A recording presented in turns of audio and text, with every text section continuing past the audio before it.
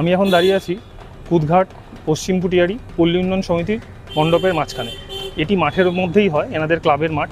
এবং আমি এখানে এসে দেখতে পাচ্ছি প্রকাণ্ড একটি ঘট তৈরি করা হয়েছে, যার থেকে একটি প্ল্যাটফর্ম বাইরের দিকে বেরিয়ে আসছে। তো হয়তো এখান দিয়েই দর্শকরা ভেতরে ঢুকবেন, ঢুকে মণ্ডপ দর্শন করে, প্রতিমা দর্শন করে বেরিয়ে আসবেন। ইতিমধ্যে ফেসবুক পেজে ওনারা ওনাদের যে থিম চারিকল্প সবার সামনে উন্মোচন করেছেন ব্যানার। এবং আমি এই বিষয়ে জানতে এসেছি যে চারিকল্প বলতে ওনারা সবাইকে কী বোঝাতে চাইছেন ওনাদের থিমের মাধ্যমে, সেই বিষয়টাই আজকে আমি ক্লিয়ার করব। তো চলুন দেখা যাক, সঙ্গে থাকুন এবং এই ভিডিওটি পুরোটা দেখবেন, যাতে আপনাদের সামনে আমি তুলে ধরতে পারি যে ওনারা যে বিষয়টি নিয়ে কাজ করছেন তার মাধ্যমে কী বোঝাতে চাইছেন। So stay tune and keep watching.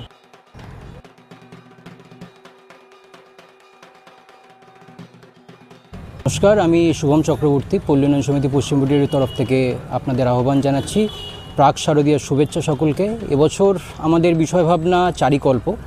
আমাদের শিল্পী শ্রী সোমনাথ তামলির ভাবনায় গড়ে উঠছে আমাদের মণ্ডপ। আমাদের প্রতিমায় রয়েছেন শ্রী দেবপ্রসাদ হাজরা, আলোক নির্দেশনায় রয়েছেন দীপঙ্কর দে এবং মণ্ডপ নির্মাণে পল্লব দাস, তপন বিশ্বাস।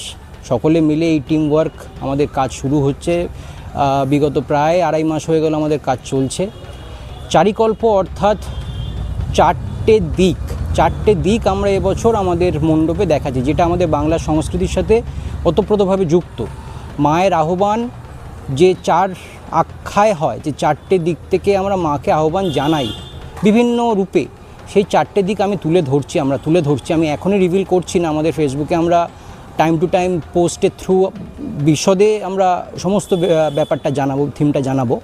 তাই অবশ্যই অল অ্যাবাউট পুজোর পেজের সকলকে, পুজো ভাইবসের পেজের সকলকে আমন্ত্রণ রয়েছে। আপনারা আসবেন পল্লী উন্নয়ন সমিতি পশ্চিম পুটিয়ারি। আমাদের পুজো কুদঘাট অর্থাৎ নেতাজি মেট্রো স্টেশন থেকে পায়ে হেঁটে 5-6 মিনিট লাগবে।